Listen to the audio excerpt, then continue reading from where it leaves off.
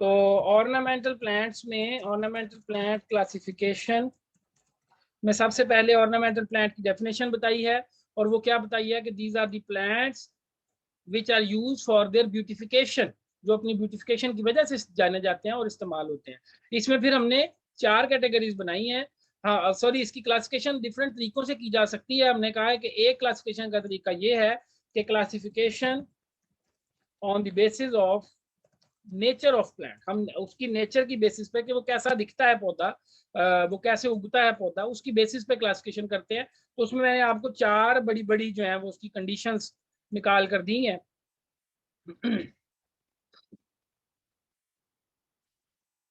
इसमें सबसे पहले जी हर्ब, उसके ऊपर हमने बात कर ली। फिर हमने शरब की बात की, डेफिनेशन मैं पहले करवा चुका हूँ क्लास में, होपफुली आपको पता होंगी। हर्ब की डेफिनेशन करवाई है कि नॉन वुडी प्लांट और short stature non woody plant. और शरब की डेफिनेशन क्या लिखवाई है कि woody plant with multiple branches या multiple stem originating from the base of the plant. Tree की डेफिनेशन उसके बाद कराई है, that is also a woody stem, single stem will come out of the base of the plant with a canopy on the top. तो tree की definition में ये 3 शराइत हैं कि ये वुडी होती है।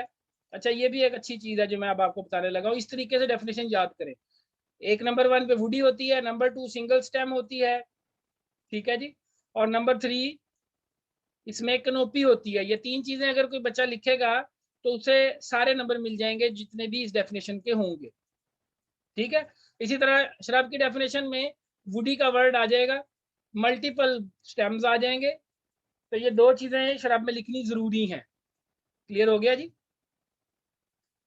तो यहाँ पे नॉन वुडी कर लें, ये ले मैं नॉन वुडी कर देता हूँ, मल्टीपल नॉन वुडी। और ये जनाब शराब की डेफिनेशन। हर्ब की डेफिनेशन में हमने क्या लिखवाया है कि जी सिंपली नॉन वुडी, सॉरी शराब में भी वुडी आना है, मैं गलती कर गया हूँ यहाँ पे बेटा, थोड़ी सी, नॉन वुडी नहीं वुडी आना है। शराब में भी वही सेम चीज है, फर्क सिर्फ ये है कि वो सिंगल है वो मल्टीपल है, जबकि हर्ब में क्या है, ये है नॉन वुडी, इसमें लकड़ी नहीं होगी, ठीक है जी। अब उसके बाद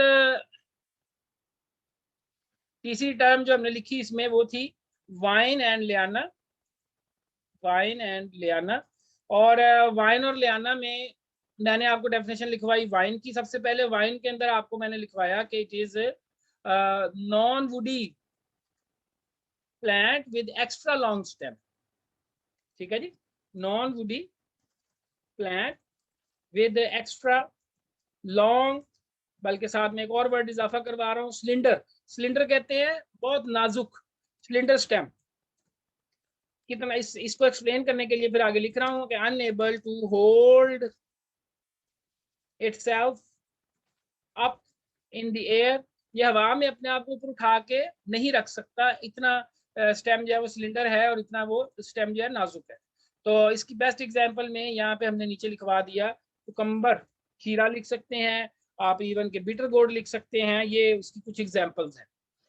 इनके तने जो हैं वो नॉन वुडी होते हैं। इवन टोमेटो, सबसे अच्छी एग्जांपल टोमेटो भी इसमें आ सकती है। लियाना, लियाना में क्या है जी, वुडी, सारी डेफिनेशन वही, सिर्फ वो जो वर्ड जो है नॉन वुडी उसको आपने चेंज कर देना है वुडी। और एग्जांपल में इसकी मैंने ग्रेप की एग्जांपल लिखवाई है। तो एक्चुअली ग्रेप के अंदर, ग्रेप्स के अंदर जो उसकी वाइन होती है वो वाइन नहीं होती, उसको लियाना कहते हैं, ठीक हो गया। तो ये कुछ डेफिनेशन होगी। यहीं पर फिर एक टर्म और छोटी सी इसके साथ ही जो पढ़ानी है, that is climber and creeper. या चलो इसको इसमें ना डालो, इसको इसमें मत डालो, हम इसको नेक्स्ट कैटेगरी में डालते हैं, उसमें ज्यादा सूटेबल है। ये सब बच्चों को यहाँ तक पता चल गया। इसकी स्क्रीनशॉट लेना चाहते हैं ले लें, मैं इसको रेज करने लगा हूँ।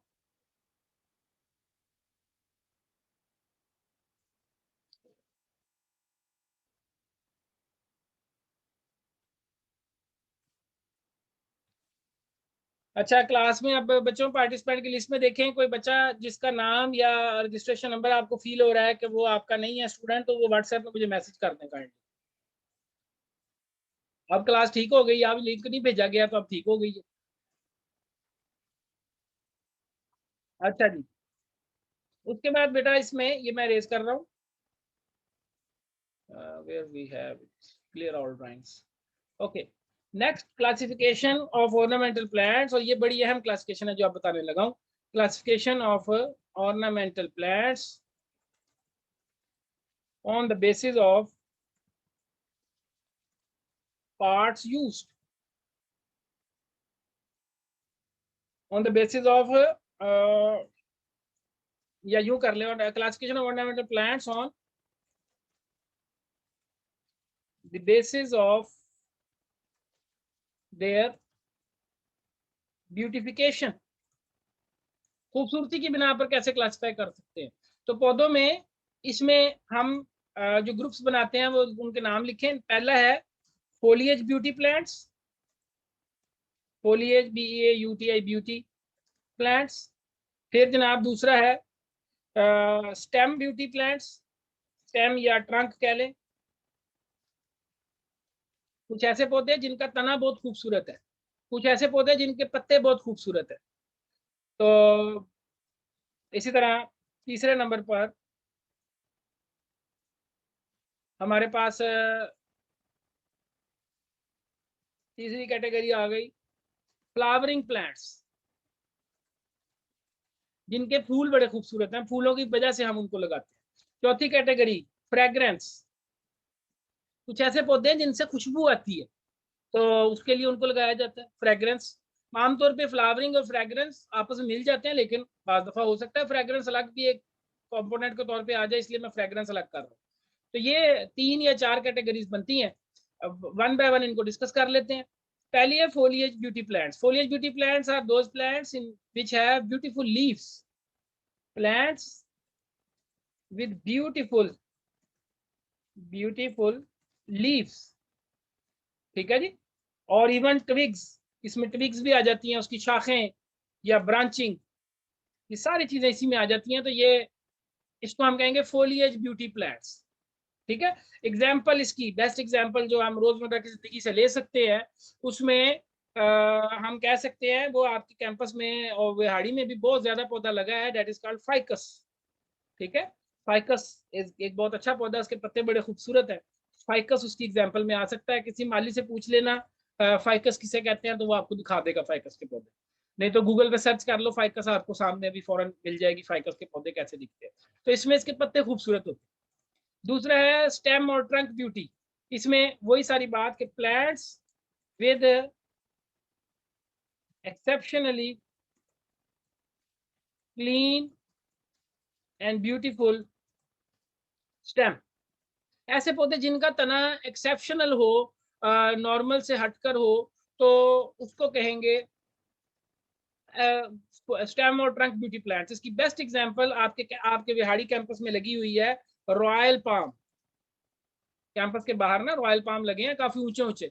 तो उनका जो तना है अगर आप देखें, मैं थोड़ा सा रॉयल पाम का जो तना होता है वो ऐसे बोतल की शक्ल में ऊपर को जाता है, नीचे से ऐसे ऊपर को जाता है, ऊपर जाके उसके पत्ते निकलते हैं ऐसे. ठीक है. उसके लीव्स ऊपर से ऐसे निकलते हैं. तो this is called royal palm. इसको रॉयल पाम बोलते हैं. बेसिकली इसके तने की खूबसूरती है. तना नॉर्मली ऐसा नहीं होता, या इतना सिलेंडर या इतना साफ सुथरा नहीं होता, तो इसमें तने की खूबसूरती है. ठीक है ना. तो ये इस ट्रंक ब्यूटी में आप डाल लें इसको रॉयल पाम को. फिर फ्लावरिंग प्लांट्स. फ्लावरिंग प्लांट्स की मुझे लगता है डेफिनेशन लिखवाने की जरूरत नहीं है. ब्यूटीफुल फ्लावर्स, कलरफुल फ्लावर्स दोनों हो सकते हैं.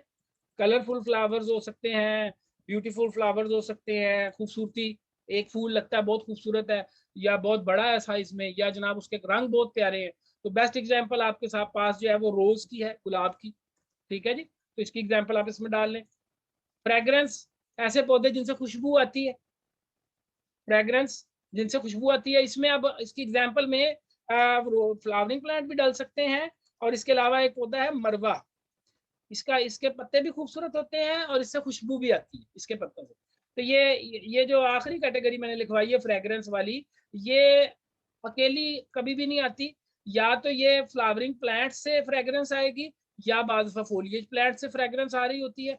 तो ये बेसिकली एक बोनस होता है जो आपको मिल जाता है उसके साथ. रेहान भटिया एक काइंडली मुझे व्हाट्सएप पे मैसेज करो, ते अगर नहीं कर सकते तो यहाँ से निकल जाओ.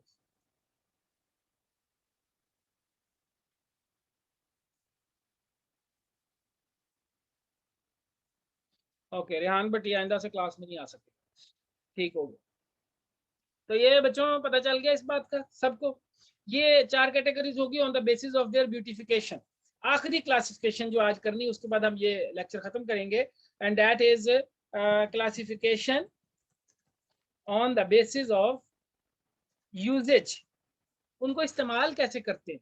Classification on the basis of usages. Usages कहते हैं इस्तेमाल को। मैं यहाँ पे लिख देता हूँ ornamental plant classification, ornamental plant classification on the basis of their usage.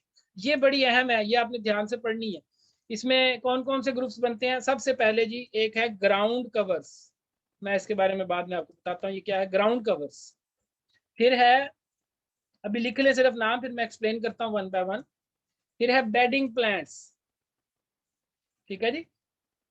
फिर है बेडिंग प्लांट्स, फिर है बॉर्डर प्लांट्स, फिर है हेज प्लांट्स, फिर है टुपेरीज, ठीक है जी। फिर जनाब आखिर में आ गया ट्रीज। ट्रीज इसमें भी आएंगे। तो ये कुछ कैटेगरीज मैंने आपके सामने लिखी हैं।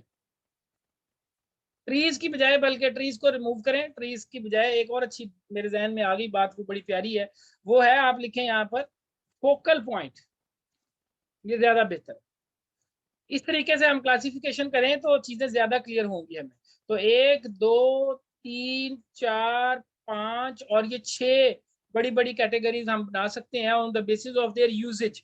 जब हम लैंडस्केप में पौधे लगाते हैं, डिजाइन को बनाते हैं किसी लॉन की खूबसूरती के लिए, तो उसमें हम डिफरेंट कंपोनेंट्स रखते हैं।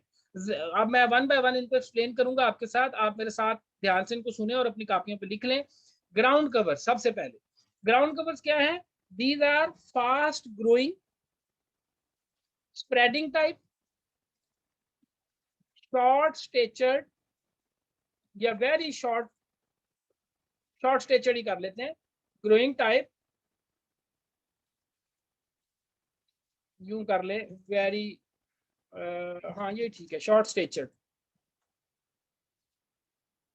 या यूं कह ले low to ground, ये ज्यादा बेहतर word, low to ground plants। ये बेहतरीन अल्फाज लिखे गए हैं, आप इसी इन्हीं को ले लें। क्या लिखवाया मैंने आपको कि ये पौधे जो हैं जी, मैं इसको थोड़ा सा कर दूं, अगर मेरे से हो सके इसको मैं हाईलाइट कर दूं किसी तरीके से। Let me see, can I do it? No I can't do it. Let me see, I can do it. हाँ अब हो जाएगा होपफुली। ये ले, ठीक हो गया जी। अब ये इनको मैं एक्सप्लेन कर दूं आपको, ये क्या चीज कहती है। ग्राउंड कवर मैंने कहा फास्ट ग्रोइंग, एक तो वो बहुत तेजी से उगते हैं। इसकी जब आप ग्राउंड कवर की एग्जांपल लेना, सबसे अच्छी एग्जांपल इसकी घास है। जो ग्रास आप लगाते हैं ना लॉन के अंदर किसी भी, वो इसकी बेस्ट एग्जांपल में आती है, ग्रास। तो ग्रास को जहन में ले आए, आपके जहन में सारी डेफिनेशन उसी वक्त क्लियर हो जाएगी। तो ग्रास में क्या होता है देखें, हमने कहा कि फास्ट ग्रोइंग, बहुत तेजी से उगने वाली, स्प्रेडिंग, फैलने वाली, लो टू ग्राउंड, जमीन के साथ बिछ जाने वाली चीज होनी चाहिए ये ग्राउंड कवर। और इसका मकसद क्या होता है? What is its purpose? Ground cover जैसे कि नाम से ज़ाहिर है, the major purpose of ground cover is to cover the ground. किसी भी जगह को कवर करने के लिए, जमीन को छुपाने के लिए ग्राउंड कवर इस्तेमाल होते हैं, ठीक है ना। तो पर्पस क्या है जी इसका, पर्पस भी साथ लिख लें, ऊपर मैंने जस्ट उसकी करेक्टरिस्टिक्स लिखवाई हैं। पर्पस क्या है? To cover the ground. ये ग्राउंड को कवर कर देती है, उसको उसको जमीन को जो है खाली नहीं रहने देती, उसको खूबसूरत लगती है। अगर एक मैं आपसे एग्जांपल यहाँ पर लेता हूँ, आप खुद सोचिए कि अगर आप किसी, आपके घर के बाहर 2 मैदान हो, एक में घास लगी हो, एक में सिर्फ मट्टी पड़ी हो, तो आप किस पर बैठना प्रेफर करेंगे? डेफिनेटली आप घास वाली साइड पर जाएंगे। आप कहेंगे यार यहाँ पे ज्यादा साफ सुथरा है, यहाँ पे ज्यादा बैठने का मजा आता है, ठीक है ना। तो ये ह्यूमन नेचर है कि वो प्लांट्स को पसंद करता है, वो ग्रीन कलर को पसंद करता है, तो वो ग्रास की तरफ ज्यादा अट्रैक्ट होता है। तो इससे बड़े फायदे भी हैं ग्राउंड कवर लगाने के। इरोजन नहीं होती, जमीन की कटाव नहीं होता, जमीन के न्यूट्रिएंट्स प्रिजर्व रहते हैं, कूलिंग इफेक्ट आता है, ठंडक ज्यादा पैदा होती है, वगैरह वगैरह, ये सारी चीजें इसके अंदर आ जाती हैं। तो ग्राउंड कवर आई होप आपको क्लियर हो गया होगा। Then we have bedding plants, ठीक है जी। तो बेडिंग प्लांट्स के लिए मैं ये इसके पर्पस को इस तरफ लिख देता हूँ, थोड़ा सा किस तरफ करूँ इसको, इधर ही ठीक है। इधर पड़ा है। बेडिंग प्लांट को हम कहीं और ले जाते हैं। बेडिंग प्लांट की डेफिनेशन मैं इस तरफ लिख रहा हूँ भाई, ये इस जगह पर, ठीक है। तो बेडिंग प्लांट में plants ideal for flowering beds, फूलों की क्यारियों में लगाने वाले पौधे, बेडिंग कहते हैं, बेड्स कहते हैं क्यारियों को, ठीक है। तो फूलों की क्यारियों में जो भी पौधे लग सके उनको बेडिंग प्लांट्स बोलेंगे। अब उसमें कौन कौन से पौधे आते हैं, उसमें ये जो हमने ऊपर क्लासिफिकेशन की है उसमें फोलिएज ब्यूटी के पौधे भी हो सकते हैं, ठीक है, उसमें फ्लावरिंग प्लांट्स भी हो सकते हैं, उसमें फ्रेग्रेंट प्लांट्स भी हो सकते हैं, ये सारे हो सकते हैं। और आमतौर पे ये तमाम पौधे जो हैं ये श्रब्स होती है, ये हम कभी किसी की क्यारी में दरख्त नहीं लगा देखा होगा, क्यारी में आमतौर पे छोटी छोटी श्रब्स या हर्ब्स लगाई जाती है। बेस्ट एग्जांपल रोज की ले सकते हैं, गुलाब की, या कोई और फ्लावरिंग प्लांट, आप जितने भी फूल वाले पौधे हैं कोई आप ले लें तो वो सारे के सारे इसमें आ जाएंगे। तो ये बेडिंग प्लांट आपको क्लियर हो गया, बेडिंग प्लांट की डेफिनेशन पता चल गई और बेडिंग प्लांट की टाइप भी आपको मैंने बता दी। पर्पस क्या है इसमें, जो फ्लावरिंग ये बेडिंग प्लांट्स होते हैं आमतौर पे these are colourful in nature, ये ज्यादा रंग बिरंगे होते हैं। ये आपके लॉन में जब आप एक, मैं यहाँ पे थोड़ा सा एक अगर चाहूँ तो इस तरीके से कर सकता हूँ आपके सामने कि ये देखें जी, ये आपका एक लॉन है, अगर मैं इसमें सारी घास ही सिर्फ लगा दूंगा तो ये सारा हरे रंग का हो जाएगा, ठीक है। अब हरे रंग का अकेला, वो कहते नहीं यार सिर्फ हरे रंग का तो नहीं, ऐसा करते हैं इसमें कुछ छोटी छोटी यहाँ पे क्यारियां बना देते हैं जिसमें हम लाल फूल भर देंगे, ठीक है ना। तो ये बेसिकली कलरफुल बनाने के लिए, चीजों को ज्यादा खूबसूरत बनाने के लिए बेडिंग प्लांट्स इस्तेमाल होते हैं। कलरफुल फ्लावर्स होंगे तो डेफिनेटली उस जगह पे डिफरेंट कलर्स नजर आएंगे और वो ज्यादा खूबसूरती बढ़ाएगा। तो ये पर्पस भी आपको इसके साथ इसका पता चल गया। Then we have border plants. Border plant की डेफिनेशन मैं इस जगह पे लिखता हूँ। बॉर्डर प्लांट की डेफिनेशन क्या है, बॉर्डर प्लांट में लिखे शॉर्ट स्टेचर, और इसमें इसकी जो हाइट है वो भी हम मेंशन करते हैं, डेट इज अबाउट 0.6 या that is about 6 inches. Short stature, छोटी हाइट के, 6 इंच, इससे ज्यादा ना हो, 6 इंच से ज्यादा पौधा नहीं होता, 6 इंच से छोटा ही होगा। Short stature plants which are closely planted, ठीक है जी, short statured plants which are closely planted to create a colorful COLOR colorful border, ठीक है जी, to create a colorful border। अच्छा, जैसे वो जब आप कभी डिजाइनिंग देखते हैं, खास तौर पे फीमेल्स इसको ज्यादा बेहतर समझेंगी कि बेटा जब हम कोई कपड़े वगैरह के ऊपर आप कोई दुपट्टा या कोई कमीज लेकर आती हैं, आप कहती हैं यार ये अगर लाल रंग की है या चले किसी और कलर की है, इस पे कंट्रास्ट कलर में आप एक किनारी लगाते हैं, ठीक है ना, एक बॉर्डर लगाते हैं साइडों पर कि यार ये जरा ज्यादा खूबसूरत लगेगी, ये ज्यादा अच्छी लगेगी वगैरह वगैरह। पर्पस क्या है, चीजों को उठाना, चीजों को ज्यादा अट्रैक्टिव बनाना, ज्यादा ब्यूटीफाई करना। Same is true for landscape designing plans, इसमें भी हम ऐसे ही करते हैं।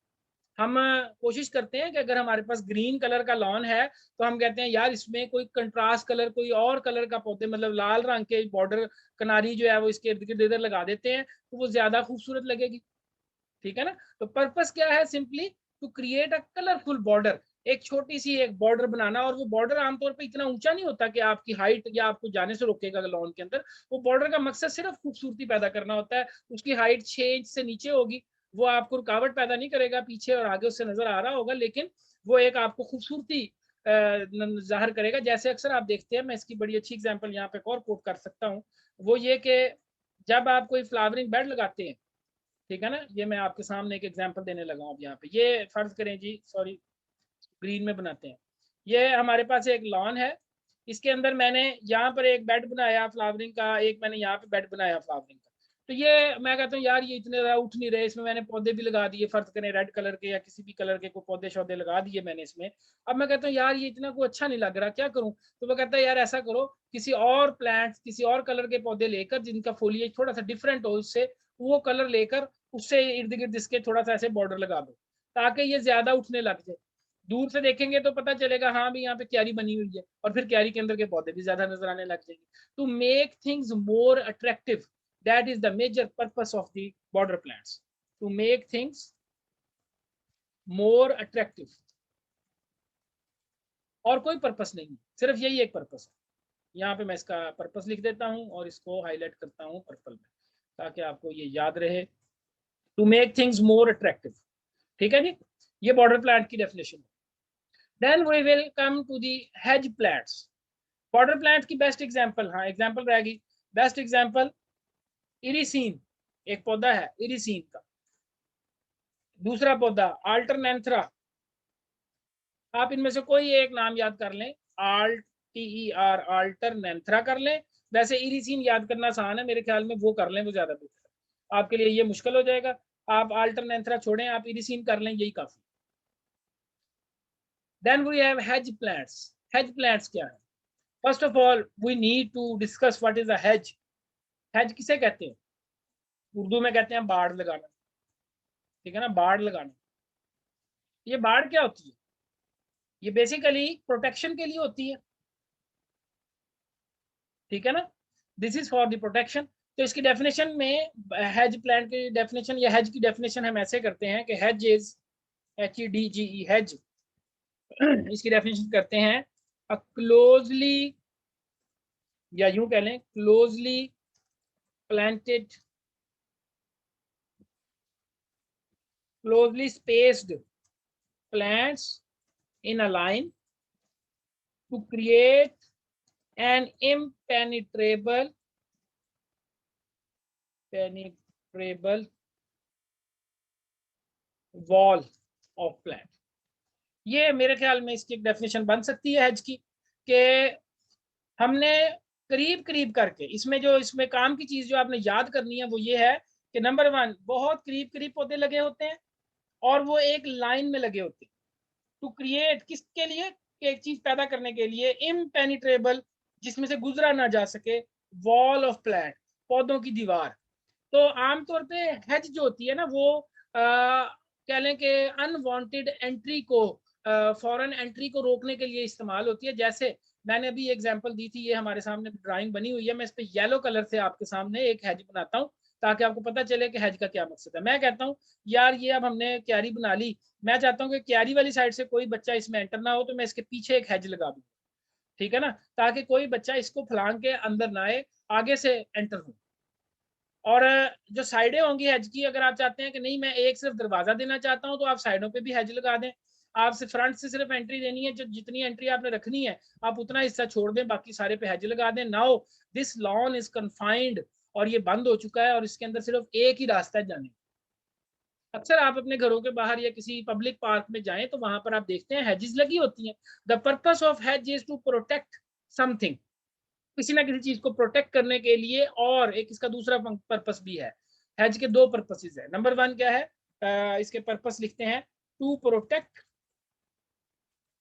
ठीक है ना, एक तो है प्रोटेक्शन, यूं कर देते हैं प्रोटेक्शन, और दूसरा क्या है इस ये, it is also use to hide things, चीजों को छुपाने के लिए भी हेज इस्तेमाल होती है, ठीक है ना। तो ये it is also use for the concealment, ठीक है, फॉर क्या कह सकते हैं, फॉर सीक्रेसी पर्पसेस, सीक्रेसी, ठीक हो गया। क्या होती है जी कि मैं यहाँ पे पूरी वर्ड लिख देता हूँ, टू हाइड, ताकि बच्चे इसको याद रखें। टू हाइड समथिंग, इसकी बेस्ट एग्जांपल, मैं कहता हूँ कि आपके घर में या किसी जगह पर आप कहते हैं यार ये लॉन तो बड़ा खूबसूरत बन गया, लेकिन इसके पीछे जो यहाँ पर है ना यार, एक बहुत गंदा सा एक कह लें कि दीवार है जिसका रंग उड़ा हुआ है, तो मैं नहीं चाहता कि वो लोग उस दीवार को देखें। तो आप क्या करते हैं, आप उस दीवार के आगे एक बड़ी सारी हेज बना देते हैं। तो हेज जो है वो उस दीवार के उस ऐब को छुपा लेती है।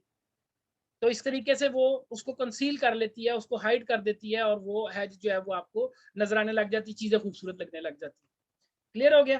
तो ये हेज प्लांट्स, और आमतौर पे इनकी हाइट जो होती है, अब एग्जैक्टली इसकी कोई एग्जैक्ट हाइट नहीं है, लेकिन आमतौर पे हेज जो होती है वो कम से कम 3 फुट से लेकर, और आगे फिर जितनी मर्जी आप चाहे इसको 7 फुट तक ले जाएं, इंसानी कद से भी ऊपर लेकर जा सकते हैं, ठीक है ना। 7 फुट तक जाएगी तो फिर ये हाइड भी करने लग जाएगी चीजों को। 3 फुट वाली प्रोटेक्शन के लिए है। आप चाहते हैं यार बिल्लियां अंदर से ना गुजरें, कुत्ते ना अंदर जाएं इस लॉन के, या कोई और चीज अंदर ना जाए, तो आप बड़ी डेंस हेज बनाते हैं ताकि ऐसी हर कोई चीज उसमें से गुजर के अंदर ना आए। क्लियर हो गया जी।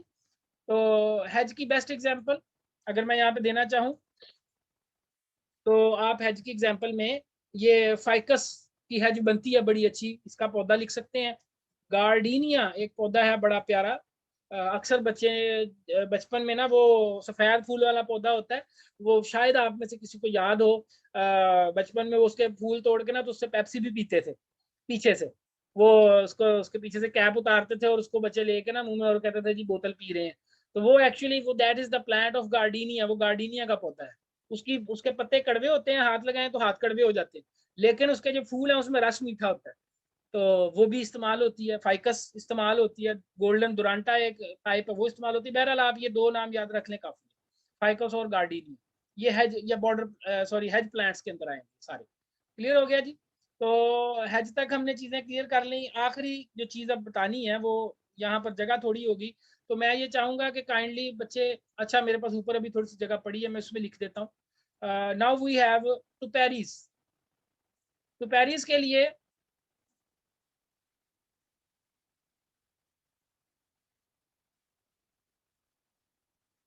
अच्छा जी, तो पेरिस के लिए बच्चों ये जो है इसमें टुपैरी की डेफिनेशन लिख लें।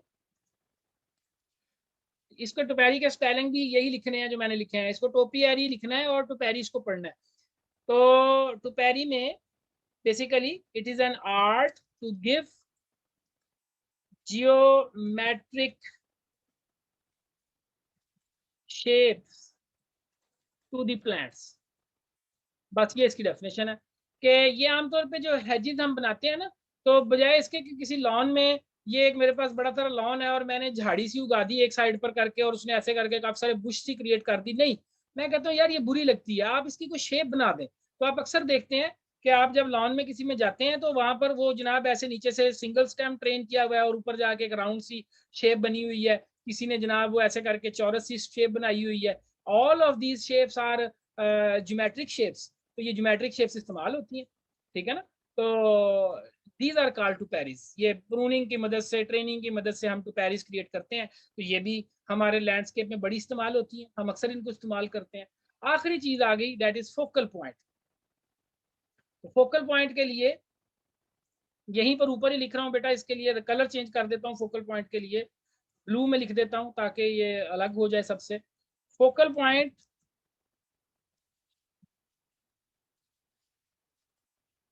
स्पेसिमन प्लांट, या इसके आगे ना फोकल पॉइंट के आगे आप ये भी लिख, फोकल पॉइंट एक मैंने जनरल टर्म लिख दी है। फोकल पॉइंट कहते हैं द पॉइंट ऑफ इंटरेस्ट, आसान अल्फाज में द पॉइंट ऑफ अट्रैक्शन, जो लोगों को अट्रैक्ट करे, या पॉइंट ऑफ इंटरेस्ट। ये एक आसान डेफिनेशन है, लेकिन जिस मकसद के लिए मैंने यहाँ पे फोकल पॉइंट आपको लिखवाया है that is for specimen plants, ठीक है ना। आप अक्सर किसी लॉन में जाते हैं या किसी बाग में जाते हैं, आप देखते हैं सेंटर में एक फाउंटेन लगा हुआ है, एक फवारा लगा हुआ है लॉन के। क्यों लगा हुआ है? वो आपको अट्रैक्शन क्रिएट करने के लिए, आपकी नजर सबसे पहले फवारे पे पड़ती है।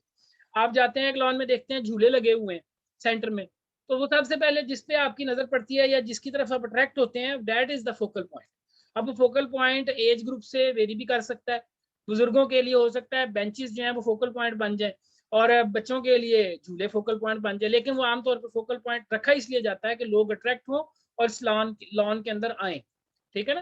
तो स्पेसिमन प्लांट, इस स्पेसिमन प्लांट्स कौन से हैं? These are extraordinary, ordinary, या ब्रैकेट में मैं कह देता हूं स्पेशल प्लांट्स। ऐसे पौधे जो दूसरे पौधों से मुख्तलिफ हों, इम्तियाजी हैसियत रखते हों और अनोखे लगते हों। जैसे आपने सारे हरे पत्तों वाले पौधे लगाए हैं, लेकिन एक सेंटर में पौधा ऐसा लगा दिया है जिसके लाल पत्ते हैं, तो सारे उससे अट्रैक्ट होंगे, यार ये देखो कैसा पौधा इन्होंने लगा दिया इसमें। अब इसमें फोकल पॉइंट में कुछ भी हो सकता है, स्पेसिमन प्लांट कोई भी हो सकता है, इसमें कोई दरख्त भी हो सकता है, कोई ट्री हो सकता है, कोई शरब हो सकती है, कोई हर्ब हो सकती है, इवन के कोई स्टैचू हो सकता है, जरूरी नहीं है कि लेकिन ये तो स्पेसिमेन प्लांट की बात करो, इसमें यही होंगी 3 चीजें, पौधा ही होगा कुछ। लेकिन फोकल पॉइंट में क्या हो सकता है कि फोकल पॉइंट में आप कोई स्पेसिमेन प्लांट लगा दें बेशक, या फिर आप कोई जनाब वहां पर कोई स्टैचू तैयार कर दें, वहां पे किसी चीज का कोई मुजस्समा लगा दें, कोई फाउंटेन लगा दें, कोई भी चीज ऐसी जो लोगों की अट्रैक्शन काज करे वो आप उसमें लगा सकते हैं, तो वो लैंडस्केप का हिस्सा बन जाएगी। लेकिन ये फोकल पॉइंट, मेरा मकसद लिखवाने का ये नहीं था कि आपको फाउंटेन की तरफ लेकर जाऊं। आप बेशक फोकल पॉइंट की बजाय स्पेसिमन प्लांट लिख लें, ज्यादा बेहतर हो जाएगा। ठीक है, पेपर में सवाल है तो स्पेसिमन प्लांट लिख दें फोकल पॉइंट के आगे। तो स्पेसिमन प्लांट जो है ये हमारी आखिरी कैटेगरी है। तो स्पेशल प्लांट, कोई आपके पास एक ऐसा पौधा है डिजाइन में जो आप कहते हैं यार ये मेरे पास एक ही पौधा है, या यार ये पौधा बड़ा अट्रैक्शन काज कर रहा है, तो आप कहते हैं क्यों ना इसको मैं लोगों को दिखाऊं, तो आप उसको फिर अकेला अलग लगाएंगे, सबसे जुदा लगाएंगे, बाकी पौधे उसके इर्द गिर्द अरेंज करेंगे। यहाँ पर हमारा ये टॉपिक खत्म हो गया। आखिरी पॉइंट को एक्सप्लेन करने के लिए मैं जस्ट एक बात और करूंगा, वो ये कि स्पेसिमन प्लांट की बेस्ट एग्जांपल, अगर आप कभी किसी जाए ना, जैसे बादशाही मस्जिद है या इवन के मज़ार कायद है या किसी भी और ऐसी मॉन्यूमेंट पर जाएं, तो आप देखेंगे कि मॉन्यूमेंट के इर्द गिर्द उन्होंने बड़े बहुत सारे लॉन बनाए होंगे, लेकिन मॉन्यूमेंट हमेशा सेंटर में ही होगा, या टोम्ब या कोई भी जो तारीखी मुकाम है वो सेंटर में होगा, उसके इर्द गिर्द सारे बाग है। तो फोकल पॉइंट उसमें क्या चीज होगी, वो जो मॉन्यूमेंट है या वो जो टॉम्ब है या वो जो भी कोई चीज है वो उसका फोकल पॉइंट बन जाएगा। उसके बरक्स अगर आप किसी पब्लिक पार्क में जाएं, तो आप देखेंगे सेंटर में उन्होंने लॉन के सेंटर में करके, ये फर्क है लॉन है इसके सेंटर में करके उन्होंने एक ऐसे क्यारी बनाई है बड़ी सारी, उसमें बड़े कलरफुल फूल भर दिए या एक बड़ा सारा दरख्त लगा दिया। Now the focal point will become that tree. ठीक हो गया ना। तो ये आसान अल्फाज में कुछ बातें हैं, फोकल पॉइंट्स आसानी से नजर आ जाता है, आपको समझ आ जाती है उसकी। तो यहाँ तक हमारी क्लास कंप्लीट होगी। अगर कोई सवाल है तो काइंडली व्हाट्सएप में मैसेज कर दें, ताकि मैं ये आपको जो है उसका जवाब दे सकूं। व्हाट्सएप में मैसेज कर दें, ठीक है जी। जी कोई नहीं। अच्छा जी चलें। ये काइंडली तानिया मुझे सुन रही है, तो बेटा ये एक काम करो, ये इसको ना, इसकी स्क्रीनशॉट ले लो, ये काफ़ी इंफॉर्मेशन हमने लिखी है काम की, ज़ाया ना हो, इसकी स्क्रीनशॉट ले लें काइंडली।